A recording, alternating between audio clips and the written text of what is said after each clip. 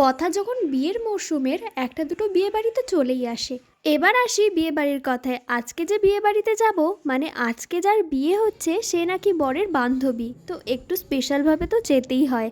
আর সেই জন্য আমি একটা ব্ল্যাক কালারের শাড়ি পরে নিয়েছি। আর এই শাড়িটা তোমাদের কেমন লেগেছে জানিও। সেইভাবে বলতে গেলে ওর কোনো বন্ধু বান্ধবের সাথেই আমার পরিচয় নেই। এই বান্ধবীকেও আমি প্রথম দেখলাম, আর ওর কাছ থেকেই শুনেছিলাম এই বান্ধবীটা নাকি নিউ ইয়র্কে থাকে। প্রথমত ওর বান্ধবীকে দেখে আমি তো চোখই সরাতে পারছিলাম না। কি মিষ্টি লাগছে না আজকে।